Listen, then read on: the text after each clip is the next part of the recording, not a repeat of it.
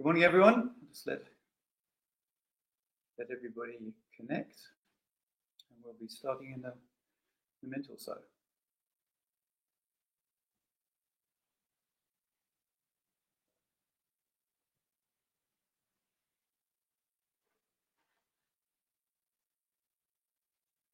Good morning, Greg and Martin. Good morning, everyone. Good morning, Greg. Can you hear me?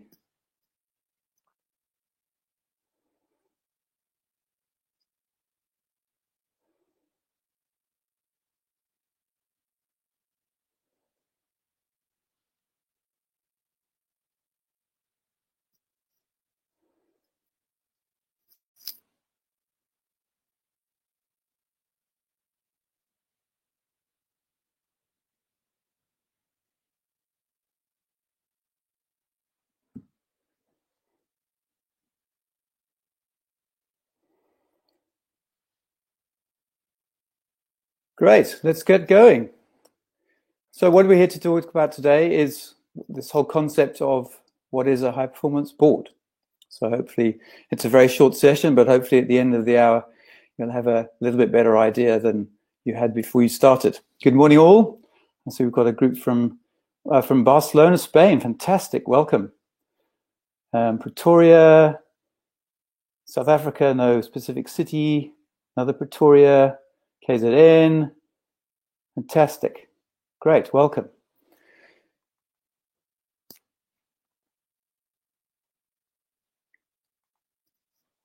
So to give some idea of what it is we do and what Sirdar is all about, you will see some pictures of mountains during the course of the session today. And this really comes from the definition of the word Sirdar, or the way that we use the word Sirdar in Sirdar Group. And it's about being the lead Sherpa on a mountain expedition. So a lot of the images we have are about mountains and climbing mountains and being in a group climbing those mountains. So the Sirdar is the lead Sherpa on a mountain expedition, and their job is to make sure that the group achieves their goal or achieves their summit. So similar to a business, climbing a mountain is difficult, and it also needs a lot of preparation and leadership. So the idea of the Sirdar is they help plan the journey up the mountain, so set the route, make sure that we've got the right team, that we've got the people with the right skills, they've got the right equipment, they're properly trained. In other words, we're building that framework, that foundation before we make the attempt. And then they come on the journey with the group. They are leaders in the group. So they help and support the group to achieve the goal. And that's really what Sirdar tries to do in a business context, and specifically focus on the board of directors, because we believe that's where there can be the most impact. So Sirdar Group is a global leader in the education, appointment, and guidance of high-performance boards, specifically focused on privately held and family businesses. But we found that in the last year or so, we've been doing a lot more work with larger not-for-profits, charities, and also some government departments and big corporates in terms of training specifically. So we've been around 10 years, and what we're trying to encompass in this very short space of time is a summary of some of what we've learned over that time. A little bit about me. I'm originally from the UK, maybe picking up a little bit of a funny accent there from the way I'm speaking, but I came originally from the UK, arrived in South Africa in 1992, and I've been here ever since. And I have to say I'm a big fan of South Africa with all of its troubles. I think it's an amazing place to live, and I'm truly blessed to be able to stay in a place like Cape Town, which is obviously one of the most beautiful places in the world. I've been working on boards and been chairman of various boards, specifically in the IT industry and financial asset management services for quite a while, and then joined Sirdar in 2013 to focus exclusively on the board aspect. And why am I here? Well, I really want to try and convey what is not commonly understood, which is this whole concept of the three hats: shareholder, director, and manager, and also to give some idea of how things have shifted and how much more responsibility people have as directors. And what do I hope to achieve? Will hopefully enlighten you. And if possible, scare you a little, challenge you a little, challenge the commonly held beliefs, but most importantly, to educate you and give you some insight into what it really means to be a director on a board and what that looks like if you try to take it to the point where you're acting as a high-performance director on a high-performance board. So before I go into some more, I just want to run a quick poll. Hopefully it comes up now. Start poll. I'd be very interested in where you're coming from in terms of whether you're a shareholder, director, MD, just an executive. In other words, you're on the journey of becoming a director, and if you're more than one of the above, because as we'll talk about in a second, it's quite common for people to hold more than one of those roles, and possibly even three, being shareholder, director, and manager. So if we can quickly publish this poll, if you can tick on your options, that would be great. Just gives me an idea who's in the room, and then I can tailor things accordingly.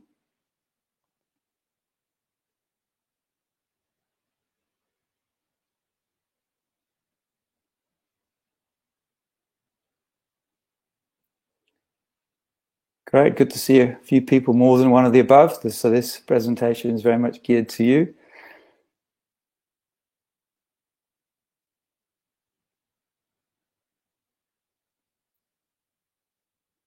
Awesome, we've got a good spread. That's great.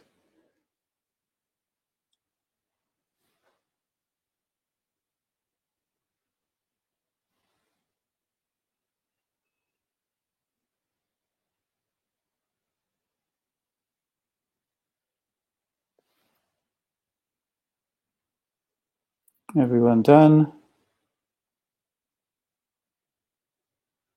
A few more.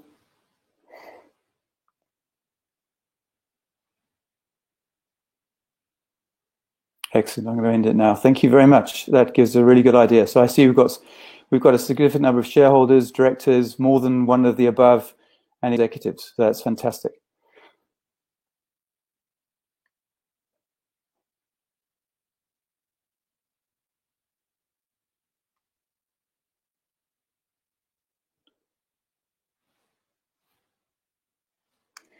So the reason why I've put this slide up is because one of my personal missions, and I think it's the mission of SEDAR as a whole, but this is what drives me, is there are lots of seemingly, maybe not as many as you'd hope for, good directors, but it's a bit like saying I'm a good driver.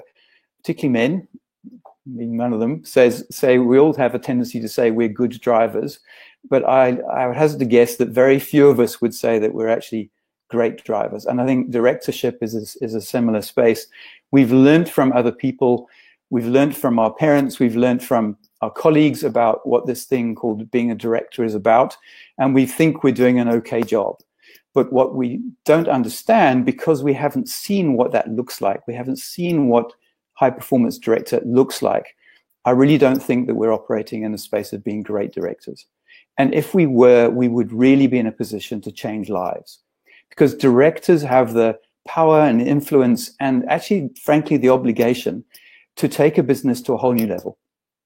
And that means far more in stakeholder engagement, far more impact on much broader aspects of the business than just purely shareholders. So it's looking at how can we improve the lives of all of the stakeholders that are impacted by our business. Clients, suppliers, staff, the environment, the local community. So what are we doing as a business now, for example, in this pandemic? What are we doing if we're managing to survive as a business? What are we doing to try and help and support those who are less fortunate than ourselves? If we're not in a great space in terms of revenue generation, what are we doing to try and find some other opportunities, or maybe review our business model and decide that actually this has not got long-term legs, I need to find another way so I can keep my people employed.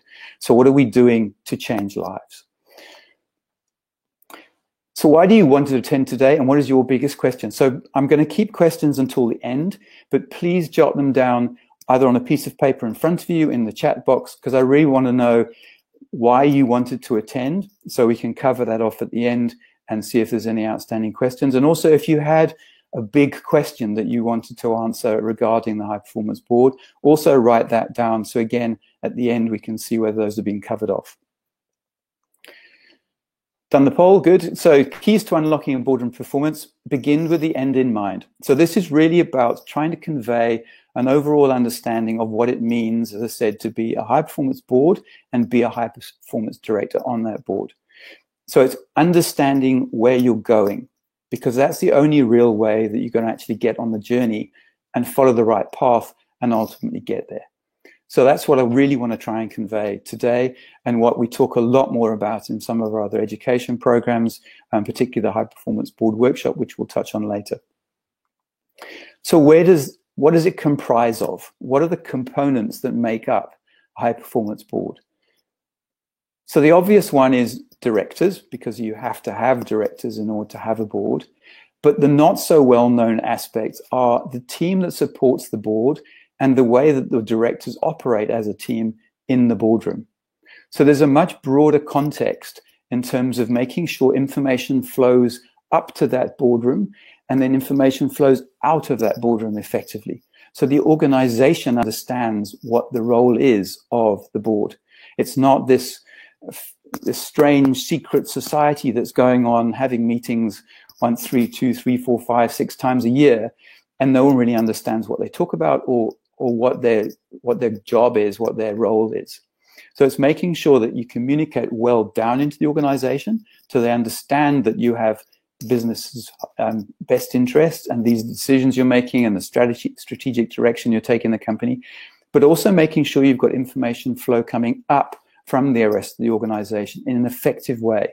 So it's summarized, it helps you perform better decisions, etc. And the third piece is methodology. So we talk a lot about having a proper process, having a proper understanding of what are all the different pieces of the puzzle that need to be in place.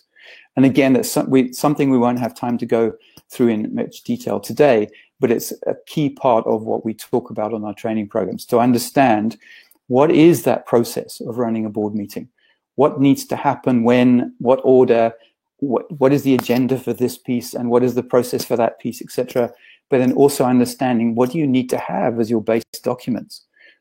What do you need to have to try and make the operations of the business and the flow of information work more effectively? Because if you've got structure, then things become easier. So a methodology is absolutely key. You bring all of those together, then you have a much higher probability of running an organization with a high performance board. So this is our definition of what a high performance director looks like. So a high performance director is one who is obsessed with creating meaningful economic impact through their role on the board and the role their company plays in the economy. Furthermore, such a director is not afraid to have the tough conversations as well as do the mundane aspects that together enable board success. Key things in that paragraph jump out at me immediately, and it's things like obsessed. So being a director is not a passive role. Being a non-executive director on someone's board is not a passive role. You need to be engaged. You need to be obsessed about making a meaningful economic impact through that role on the board. And also, such a director is not afraid to have the tough conversations. So a key part of being a director is making sure you stand up, even if you're that lone voice, to say, I really don't think we should go in this direction. Or, look, guys, hold on, we're definitely missing a key opportunity here. Or we actually need to do a proper review of our performance because I really don't think that the board is effective. So it's those tough conversations. And the last piece is that mundane aspects. You need to make sure that you're keeping up to date with your training. You need to make sure you're keeping up to date with regulations. You need to make sure that you're preparing properly for the board meetings and those mundane aspects of the admin of making sure that you've read everything, digested everything, and asked questions when necessary.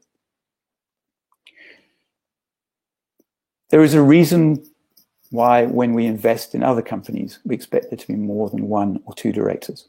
So if we invest in a listed company, if they only had 1 director, we would probably have second thoughts about putting money into that company. And particularly if the chairman is the director, is the CEO, then as an investment, I would find that really unusual and a little bit suspect and would be very hesitant to put my money in. But as family and private businesses, we do that kind of thing all the time. So what I'm trying to convey, or will be trying to convey during the course of this morning, is a better understanding of the specific roles, why they're there, and why it's so important that we have a properly functioning board in the middle, because that's when we can truly generate effective business that grows and is sustainable and can move forward and have an impact on society as a whole. High performance board. So a high performance board is one that, through its rhythm and decision making, holds the company accountable to a performance standard higher than it has ever had before, resulting in increased values, improving return for shareholders and other stakeholders on a sustainable basis. So the key part of this is it's this rhythm making decisions. A lot of boards don't make decisions. They go through the motions and they tick the boxes and they look at the matters arising. But actually, when you look at it critically, they're not making decisions. And if they are, they're not making good decisions that are being well thought through. But the key point is that the board must hold the company accountable to a performance standard higher than it's ever been held before. So if you are too close to the organization and there's too much operational thinking going on in the boardroom, then you're unlikely to push yourselves as hard as if there's an independent person at board level saying, look, guys, what about this? What about that? You've been doing this the same way for so long, things have to change. The box is burning. We can't just step outside the box. We've got to leap outside of the box. Now, what are we going to do to get there? And this is really diagram is trying to demonstrate that all the pieces fit together in a certain way. So as a director, you can impact company performance. But if you have a strong boardroom process and composition in the middle, it gives you much more leverage. And that's driven by the way the board's set up, who's in the boardroom, which we'll touch on a little bit today, how it's run, so the methodology, the process, etc., and all of the components of what we term the governance compass, which we'll also touch on in a minute, which need to be discussed and considered as part of that board process. Now, you bring all those things together, you have a much bigger lever to influence company performance. And leadership and governance is a continual work in progress. A lot changed with the Companies Act a few years ago. Now we're moving into a space where leadership at the highest level is absolutely critical. The whole broader concept of governance is coming out in the press more and more and more often. And it's a continual working process in that things are changing all the time. So we've got to keep reading, we've got to keep engaging, we've got to keep learning if we're going to keep up with all of these different aspects. So foundations, why is the board, where does it come from, etc., etc. The first step is to understand as an organization whether you're operating as what we would refer to as a craft or as an enterprise. So craft is about the individual, so the craftsman who has a very specific skill and ability, and that's typically where a lot of smaller businesses started. So as an individual has a particular skill and ability, and they leave whatever they were before, maybe a big corporate, and go on their own. The tendency is then to rely on that individual skill and ability and bring people in to support that skill or to augment that skill without building out a proper team. So if you set up the structure in that pyramid shape, if you set the structure with that key person at the top who knows more than anyone else, and effectively everyone else is coming up through the organization as a apprentice or a craftsman, but they're to become master craftsmen, very similar to the Middle Ages where you had bakers and everyone else. That's the way their business operated and where most small family businesses typically operate.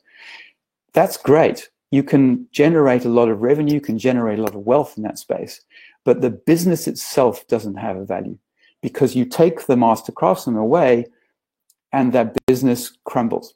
It's not an asset in and of itself. Whereas an enterprise comes from the word entrepreneur, where an entrepreneur has an undertaking. They come up with a promise to the market. and the enterprise delivers on that promise.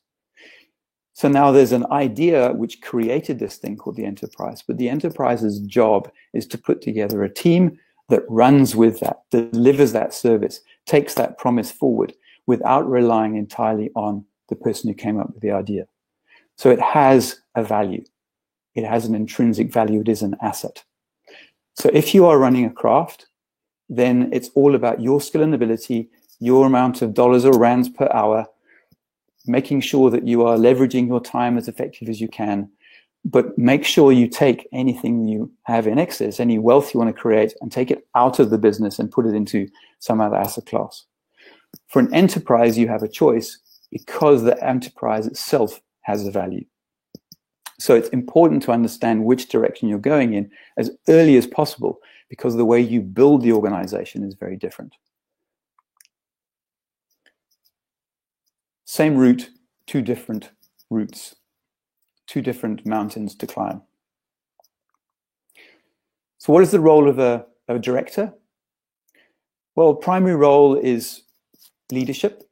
So being a leader in your space, being a leader in the organization. Is also strategy. So you need to be the drivers of the strategy. You need to be the owners of the strategy as a board. And you also need to make sure that you're applying governance. That's a key part of the job. So following the rules, following best practice, doing the right thing. And what is governance? Well, we think typically of governance as the sort of tick box stuff, which is definitely part of it. But it's made up of those policies, procedures, excuse me, which run the organization. So it's your internal rule book, the way you the way we do things around here is a good way of saying it. And they're critical that those things are in place because it makes everything easier. It makes everything flow more effectively if everyone knows what is that way we do things around here. It's clearly communicated. It's documented where necessary. Everyone understands how to pass the ball within the organization. And the word governance itself comes from Greek Kubernetes and Latin kubinare, meaning to steer or pilot a ship, direct, rule, guide. And the interesting thing is that one of the first places where it became really obvious that we had these different roles of shareholder, director, and manager was in the concept of a ship. Because shareholders put the money into the ship, they defined what type of ship it was, and then the ship set sail. And from that point onwards, it's led by the directors, by the captain and the officers. And the crew do the operations, making sure the ship moves forward. So from the moment it leaves the port, the captain has to make decisions based on the capabilities of a ship, based on the environment. Is it changing? How do I change course to take a different route so I'm not going to get caught in a storm? And a business is no different. So shareholders should determine what type of business it is, what outcome they want to achieve from this business, and then there needs to be a handover, a trust relationship with the directors to take it there. And they may have to change course along the way. But as long as they're clear what they know what the outcome is, they can make the adjustments along the route to get there. So in the business concept, the business context, we talk about the three hats. So this is an indication of three different types of shapes and their context, why they're a particular different type of shape. So these multi-colored, multi-sized blobs, multi-shaped blobs are really to indicate that in an organization, shareholders can potentially all be different. Some can be involved in the business. Some can be founders. Some can be completely independent investors. They have different sizes of shareholding, etc. So they can come from multiple places and they can have multiple numbers of shares which give them different rights, or different power. The next one down is the board, which is a team of equals. And the last is management, which tends to end up in some kind of hierarchical structure, just by the very nature that you need one person in charge, and then the rest of the team support that individual. So as I said, it's a team of individuals at the board level and a management headed up by the CEO or MD.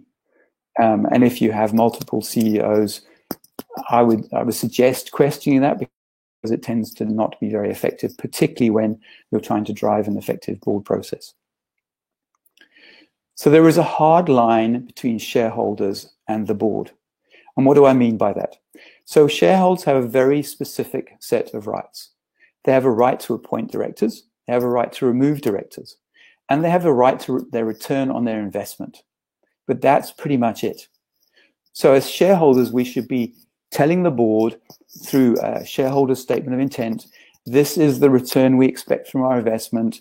These are the sort of factors of maybe things you shouldn't be allowed to do, and things that we would consider to be the right things to do in terms of the way the business is conducted and the types of products and services that the business offers. Once that guideline has been provided to the board, it's then the board's job to make sure that the shareholders get the return they're seeking, or at least push back and say, look, right now, all bets are off. We'll get back to you in 6 months' time and give you an update. And in the meantime, we'll give you monthly reports just to keep you up to date with where we're at. But it's up to the board to actually drive the strategy of the company, not shareholders.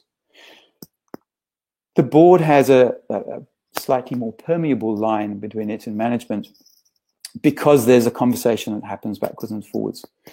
And the board gives direction to management, and management gives suggestions to the board. But where it becomes complicated is all of these three have a relationship with the company, but each relationship is very different. So as I've indicated, with a shareholder, it's a relationship where you're expecting something back. You're expecting a return. You've put your time in to found the business, or you've put your money in as an investor. You need something back. It's effectively a selfish relationship. Whereas a company and the board relationship is completely opposite. It's a selfless relationship. So what that means is the board should be doing everything in the best interest of the company, not in the best interest of themselves. The last piece is management, or the operational aspect, which is a combination of selfish and selfless. And the reason why it's both is because there's a contract. So management and executives and the rest of the team have a contract with the business to provide a particular service or fulfill a particular role. So that's the selfless part. They need to fulfill that mandate. They need to deliver against that list of outcomes. However, it becomes selfish really quickly if you don't pay salaries, or the conditions are not conducive, or various other factors. So the management relationship is complicated because it works both ways. Now, if you're wearing all three of these hats, then you can now maybe understand why sometimes understanding with which hat you're making decisions within the organization in a private or family business can be so difficult.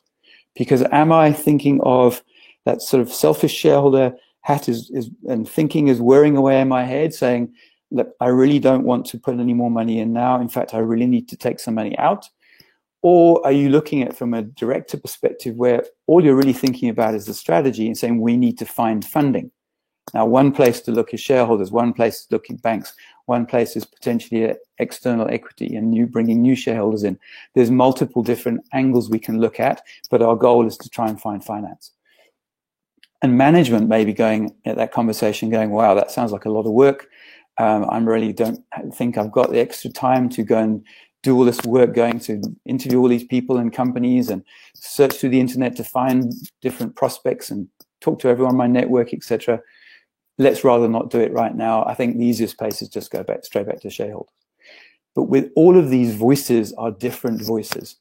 And you need to clearly understand in your own head which one is speaking, and find mechanisms to make sure that you have an opportunity to only apply your shareholder thinking, or only apply your director thinking, and only apply your management thinking, which is why it's so critical that you have an effective board in the middle, because that's the piece that separates everything else out.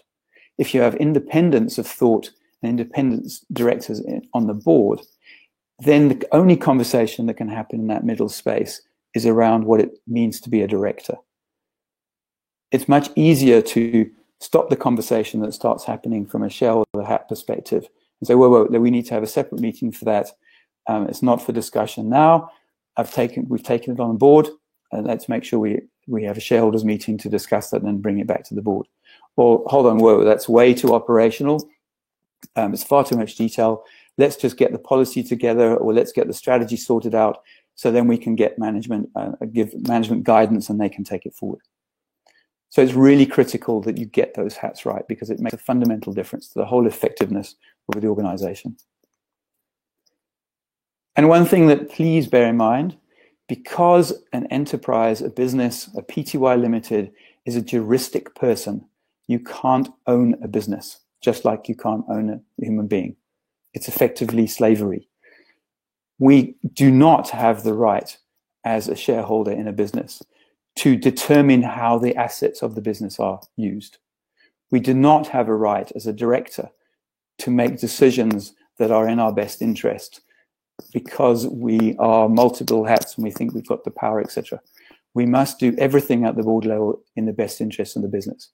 As a shareholder, we must keep out the way, make it really clear what a return is we want to receive, but we cannot get involved with the operations or the strategic conversations.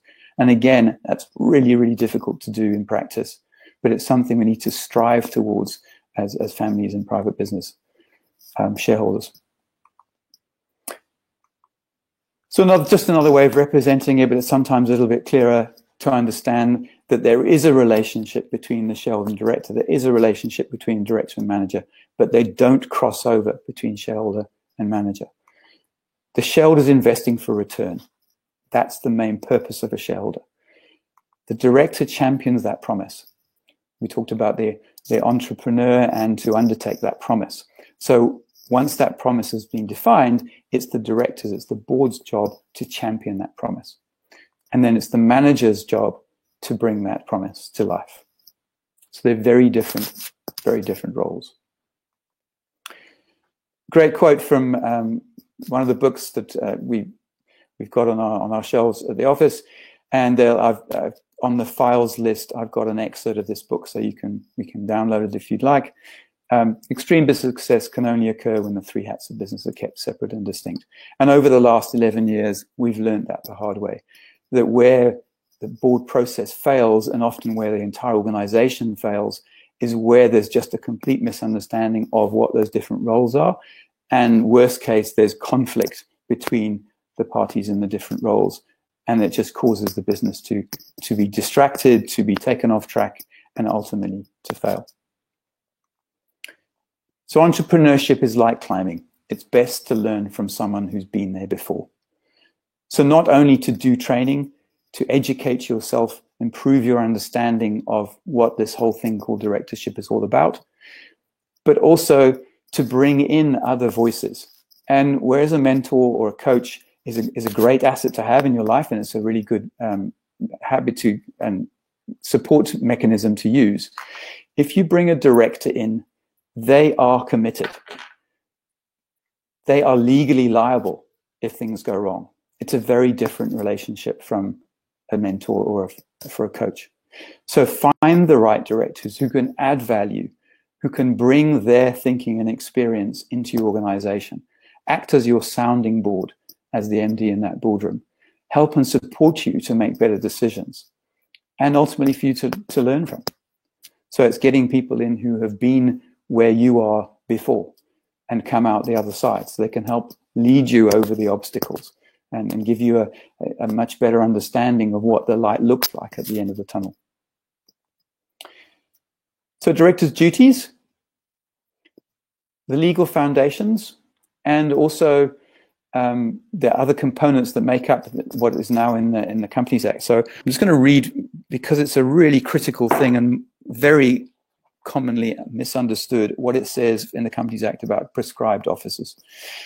So prescribed officers, which is a new concept in the current Companies Act, is a person other than a director who within a company performs any specific functions which the minister has designated to be prescribed office. So despite not being a director, this person exercises general executive control over the management of the whole or a significant portion of the business and the activities of the company, or regularly participates to a material degree in the exercise of general executive control over and management of the whole or a significant portion of the activities of the company. So it's really key to be aware that this concept now exists and to understand within your organization who those people are that could be potentially classified as prescribed officers, because they need to be trained as if they were directors. They need to understand their roles and responsibilities as if they were registered directors, because under the law, they can be seen as being directors and they can be liable for the same penalties as directors. If you are registered as a director, then there's two key duties: care, skill, and diligence, which we'll touch on a little bit later, and the fiduciary duty. So the fiduciary duties is the act in good faith, making sure that you're applying your skill and diligence towards the company and not towards something else.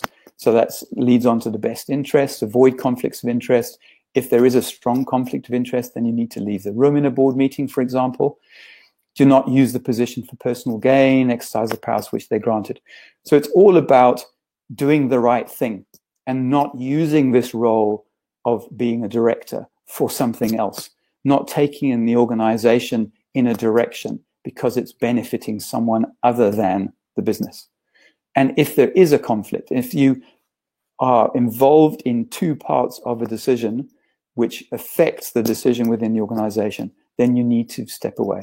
So the less directors you have, the more shareholders you have on the board, etc., the more difficult it is to have those conversations, because you end up with practically everyone in the room is conflicted and there was no one left to have the discussion and take a decision. So again, it's another important reason why having an independent chairman becomes so important and additional independent directors become so important, because then you can have the conversations with clarity and surety that the conflict of interest has been properly dealt with. So the key things are the care, skill, and diligence. It's this whole process of decision making. So are we taking care in everything we do? And this really talks to the difference between an average director and a high performance director. How much care are we taking? How much skill are we applying? So are we continuously building our knowledge base? Are we continuously trying to expand our commercial acumen and general self-development? So what skills are we bringing to the table when we're sitting around the boardroom table? Or are we just looking up to the MD or looking up to the FD and they must take all the decisions and we just sort of tick the boxes and go along with it? And by the way, it just reminds me, please avoid the language of financial director. Managing director is a defined role, so that's easy. But financial director, marketing director, sales director, all of those, you don't have a functional responsibility on the board. You are a director. That's it. You bring particular skill sets to play, absolutely. But we need you to approach every problem with broad commercial acumen, with broad knowledge and understanding of all of the different areas of the business. That's part of the job of being a director. It's to build those general skills. And diligence is preparation, attention to detail, reading the board papers, insisting there are board papers, making sure they're clear, making sure they're concise. They don't have to be 500 pages. 5 pages, 1 page is even good enough to be able to guide the board on the decision-making process. But it needs to be concise, it needs to be clear, it needs to be focused. And the whole board meeting needs to be that way as well. So it's preparation, attention to detail, being diligent. And this is what you'll be measured on if there's any problem in an organization in the future. And this is what you should be measuring yourselves against in terms of, are we doing a good job? What can we do better?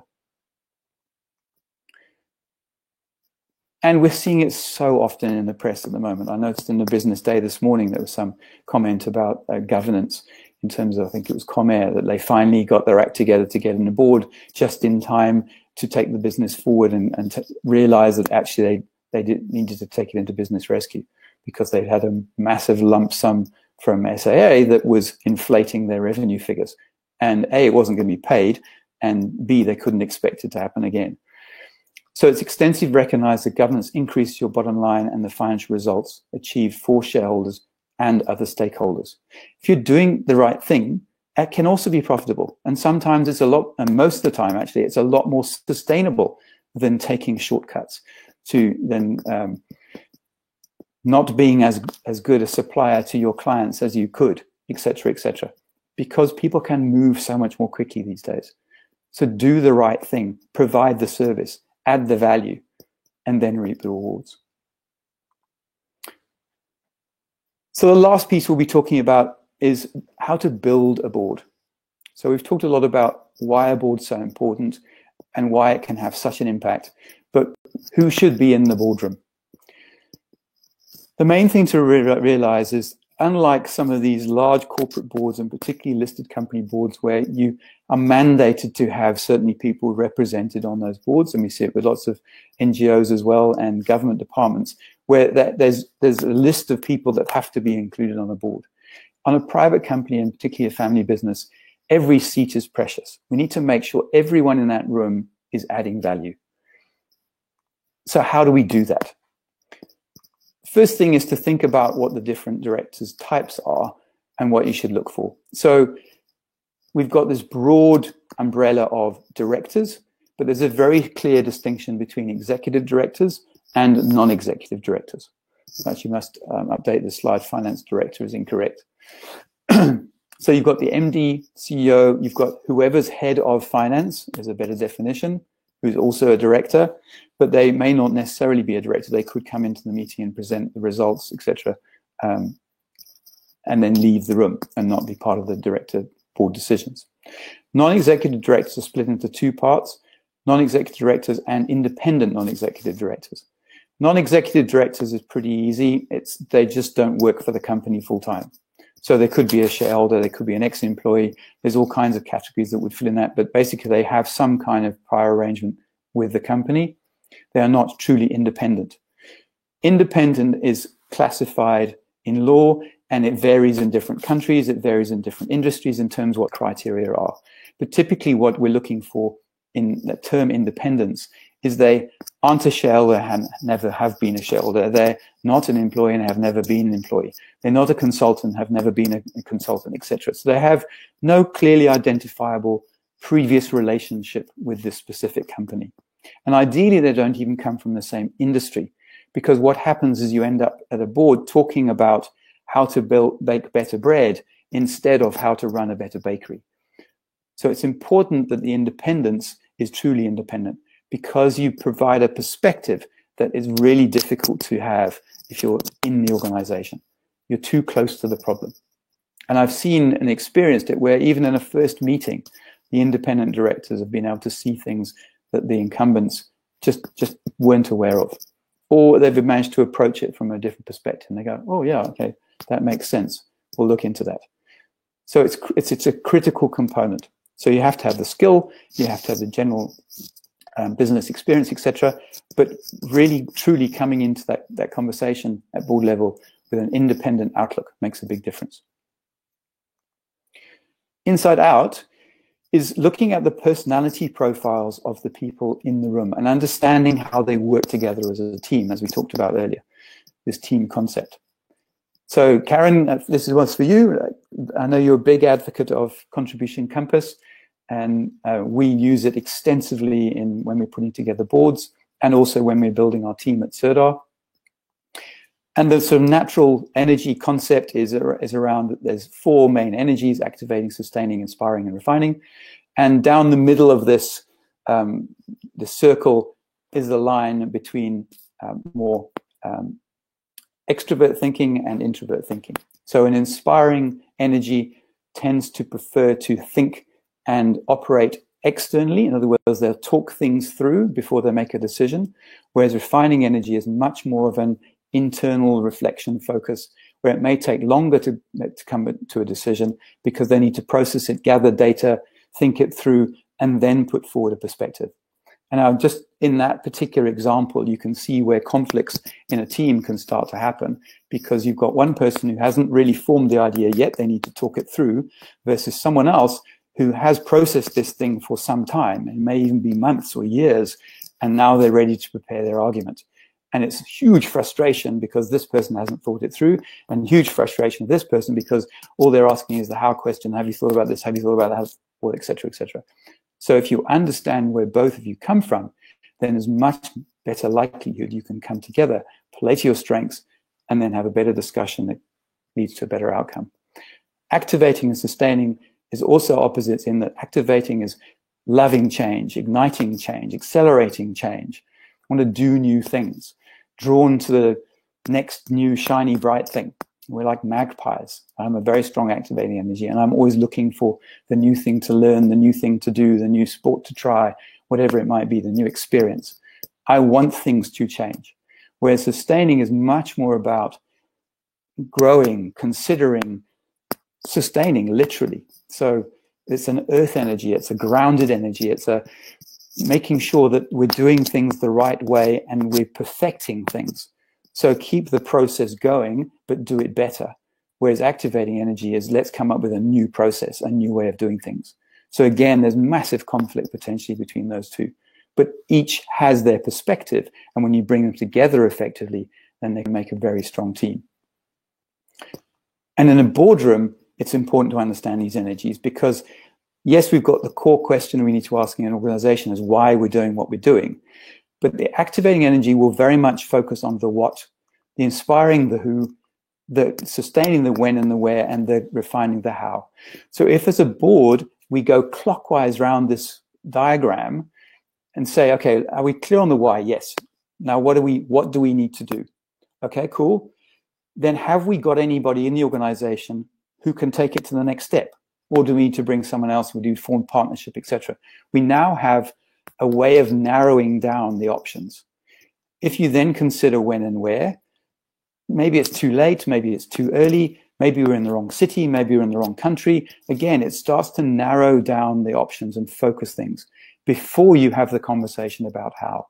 If you jump from what to how in a conversation, it absolutely kills the enthusiasm, kills the energy. So you need to work through the process and understand who you've got in the room and what questions they need answered so that you can get to a better decision. And we want to make sure that we've got balance. So typically a business is started by an activating energy, possibly a champion, which is about brand. It's about taking the business forward. It's about owning that brand and be the forefront of that brand, being on stage, presenting that brand. And then often we bring a financial person in, which has a strong tendency to do the refining energy. But what happens is we end up with a big gap on the sustaining side and potentially a big gap on the inspiring side and the people side. So it's important to understand who you've got in the room and where the potential gaps are. Because what happens is if we take this diagram and overlay it over our governance compass, then you can start to see where the gaps might come in. So I said it's important, particularly at board level, to make sure you've got a balance of energies around the table because that is the ultimate team. That team needs to cover all the bases.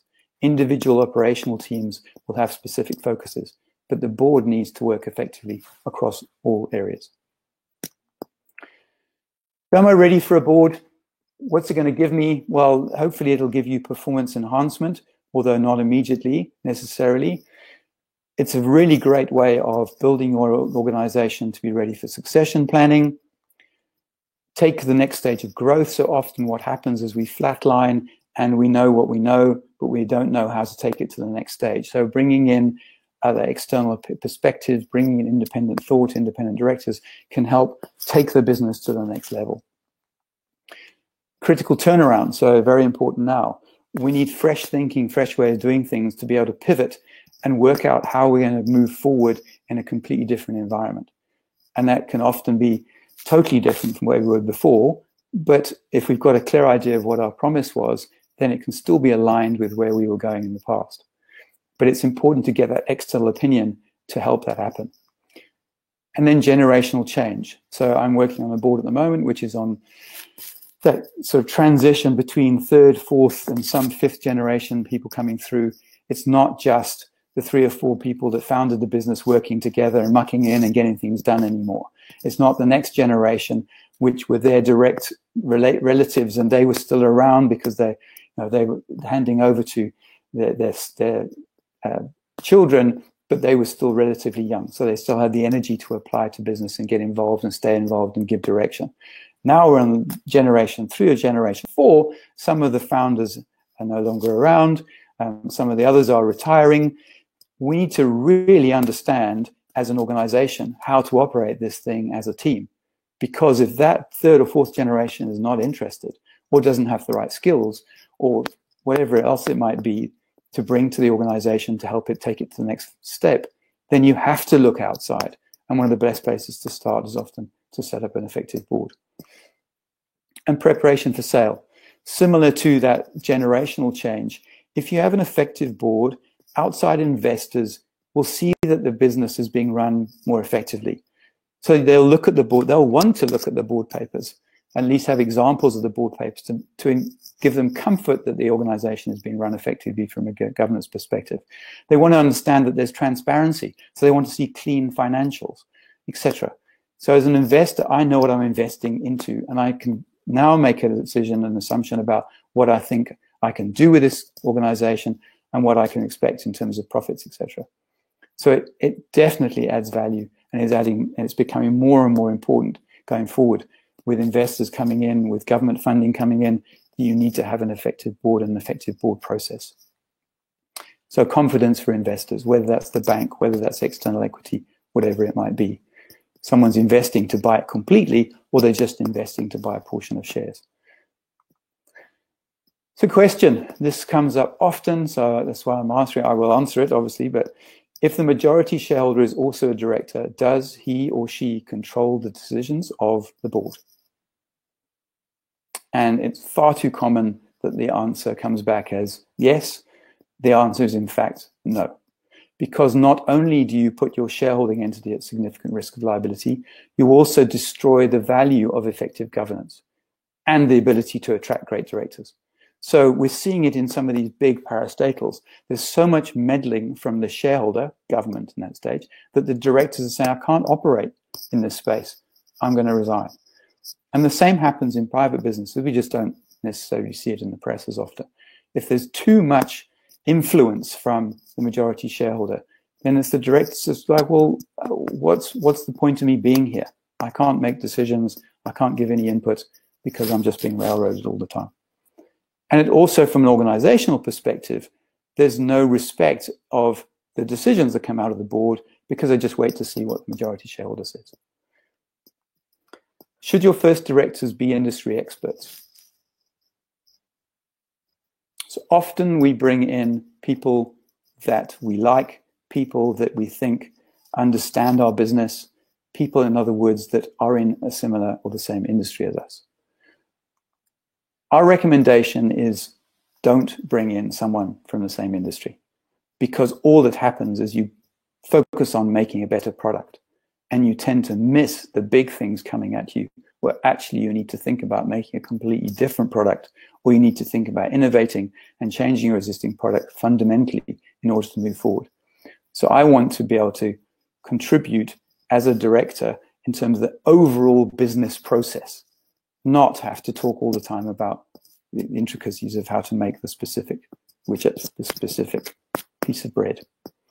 It's really, really important as directors we're driving that business process so the business is effective, and the business is sustainable, and the business is somewhere that people want to invest. Is business performance affected by the combination of directors' energies, which is the contribution compass profiling we talked about earlier? Absolutely. We see a direct correlation between the makeup of the board and the financial results that the company achieves. If there is too much weighting in a particular area, then the company tends to go off in a particular direction and tends to ignore all of the other aspects of the business. Whether it be they don't have accurate financial reporting regularly enough, so they're making decisions with like 2 or 3 months hindsight, which is completely ineffective. Or they're just not monitoring what's happening in terms of client retention, etc., because they're racing after the next, as I said, next new shiny thing, the next new product, the next new service. They're not focusing on what are our customers telling us, how do we maintain our customer base, etc. So this contribution compass tags onto this strategy compass or governance compass. And these are the 8 areas that we see as being absolutely critical in the board process, and to make sure that the board covers off all 8 areas during the course of a year. And as a broader around the edges, you've got the 4 opposing forces that you need to balance as a board. So think of the company as this balloon, a bubble in the middle. You don't want it to be distended in any particular direction. You want it to be balanced. And purpose tends to pull in the opposite direction of sustainability. We want to do more, we want to do more, we want to do more. I want to take this global, but actually have we got enough cash, we've got enough people, have we got the products to take it to the next level, etc. So they pull in opposite directions. And performance and conformance. We're pushing this thing really hard. We're more likely to take a few shortcuts. Just we want to improve our cost of sales, so let's not do that thing anymore. And conformance starts to slip. Or if you dominate conformance, then things tend to become very turgid and difficult. It's like walking in treacle. You're just having so many things to comply with that the performance just dies. So it's absolutely critical as a board that we understand those 4 forces and we balance them. So it's no longer business as usual. It's time to question everything. And this last month and a half, 2 months, has really brought that to the fore. We need to question everything. So becoming a value-added high-performance director requires time, energy, and guidance. So you need to train yourself. You need to put a lot of energy into this. You need to be obsessed with this thing, and it requires time. And preparation at the base camp, coming back to the climbing analogy, not during the climb, it gets you to the summit. Are you ready as close to the beginning of this journey as possible? Have you got as much of the training as you can get at the beginning of the journey as possible, so that you don't get halfway up and fail and have to come back down again, or fail and there's some kind of catastrophe and the business gets taken out because you weren't properly prepared? So takeaways, what I suggest in terms of implementing a board: follow a defined methodology, apply an effective process. So the High Performance Boards workshop, which I'll share with you in a sec, we go through that process for a quarter of the day. Choosing directors wisely goes through some of the stuff we've talked about today about how to put together a board with worked examples, making sure you fully understand how complex and complicated it is to actually put together an effective board. Also, governance is a long-term, step-by-step nature. So you need to build the process slowly. Don't try and do it all at once, because you'll just become frustrated. The team will become overworked and overloaded, and it won't be effective. So start with what's most important and then pick away at it over time. It's that rhythm. It's that slowly growing the momentum. And understand your role clearly. Understand when you're in a conversation, you're about to say something, am I speaking with a shareholder hat on, a director hat on, a manager hat on? And make sure you're wearing them at the right time. Have a shareholders meeting in organization if you can. Have a directors meeting in organization if you can. And have management meetings separately from the other 2. Go to a different room in the house. If you have different conference calls, use different conference tools. Somehow frame it in your mind that you're going to think differently in these different spaces. And recognize you do not own your own business, or do not own your business. And if you want to look to become a better director, particularly to become an independent director, be a generalist, not a specialist, continuous professional and personal development. You need to be at the top of your game to really add value. Focus on commercial acumen. It's becoming much more important, so you can bring that to play. And leave ego at the door. There is unfortunately no space as an independent director to bring ego into the room. You need to be highly emotionally mature, high EQ, sorry. It's a different engagement. It's very different from being a CEO in an organization. It's very different from being even a manager in an organization. And then master your ability to constructively address the conflict in the room. So it's really actively training yourself and practicing dealing with these difficult issues so that you can be effective in talking about the elephant in the room at board level, and have an in-depth understanding of 3 hats, so you can control when those hats are being worn in the meeting, because there's if everyone else is an executive, it's up to you as the independent director of directors to bring that, bring that differentiation to the fore and manage it. So what we're talking about on the offer, I'm not sure if there is an offer on the screen. I'm not sure how I share it, but we're offering a rate specifically for those of you that are on this call. So it's normally 3,800 with today's, and for the up till the offer is up till I think it's end of next week on the offer page will be 2,995 plus VAT.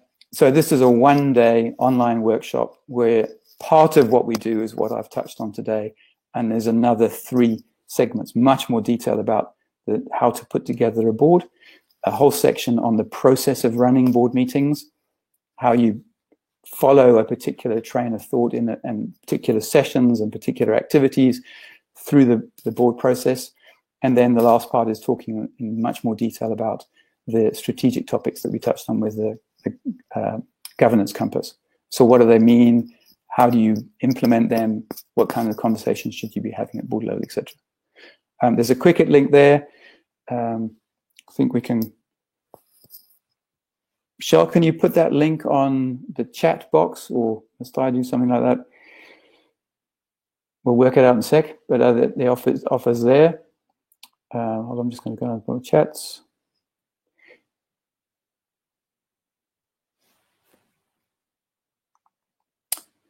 And what I'd like you to do is, even if you don't put it in the chat box, write it down. What was your biggest insight today? Look at it, write it down, handwrite it. It always goes into your head better if you handwrite something than if you type something. What was your biggest insight today? If you're happy to share on the chat, that's great. And what are your next steps? What are you going to do? Are you going to effectively implement a board in your company and think about what the next step might look like? Or are you going to improve your abilities as a director and just think about what the next step might look like? Are you going to take the time of lockdown to do a bit of self-development stuff? If you need to get hold of me, these are my contact details. And the website, sirdargroup.com, has a lot more information about what we've discussed. There's some resources page with ebooks and downloads, etc. And I'll share, if I can. There's 3 files here. There's the brochure, and there's we talked about that Laws of Extreme Business Success book. There's a file or an excerpt of that book, so you can at least get a sense of what it's about.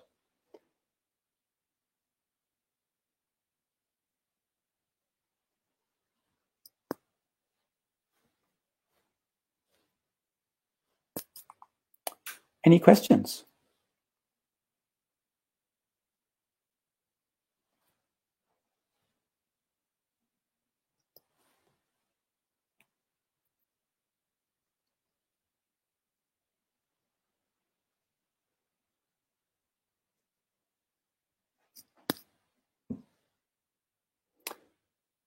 So have we got any questions?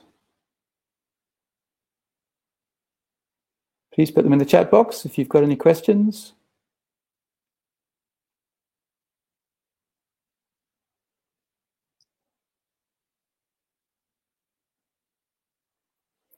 So good question, thank you. How do you grow a craft into an enterprise? So the main way of doing that is to shift your thinking from being all about the master craftsperson, in other words, the person who's got the most skill, into starting to build a team.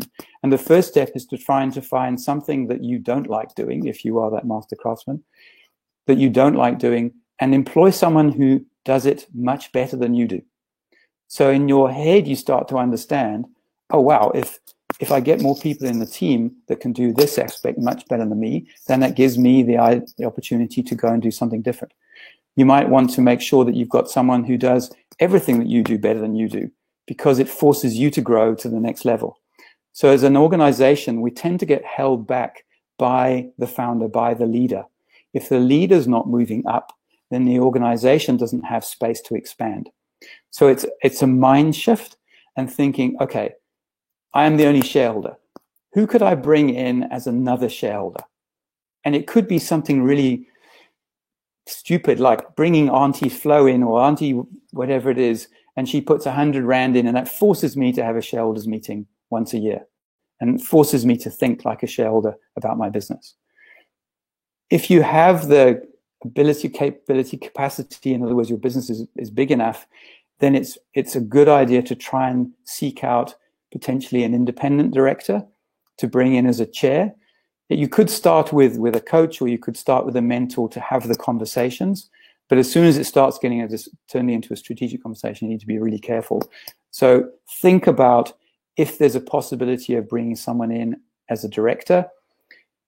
And then there are other pieces to start building your management team, so you have a proper organizational structure that has specializations, and you have a framework, and everyone's reporting up to the MD, but their functional roles are managed by other people as far as possible. The key test is if you can take 3 weeks leave without having a phone call, you're definitely on the track. If you can take 3 months out of the organization without it falling over, then you are definitely on track, and you're definitely on the road to building an enterprise. But it's not a quick thing.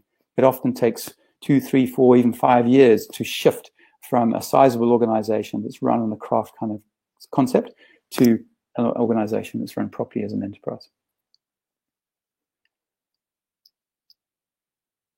Thank you, Vaughan. That's a great question. Any other questions?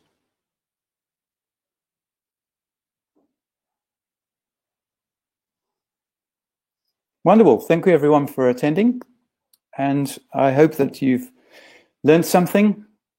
And we look forward to seeing you either over the email or at one of our courses or one future webinar. And apologies for going slightly over the hour, but I hope that you'll forgive me for that. Thanks, everybody. Bye for now.